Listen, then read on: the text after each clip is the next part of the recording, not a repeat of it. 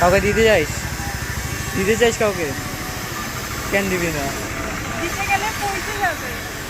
কি আছে, আমি পাঠাই দিব। এত বাজার কিসের, এত বাজার?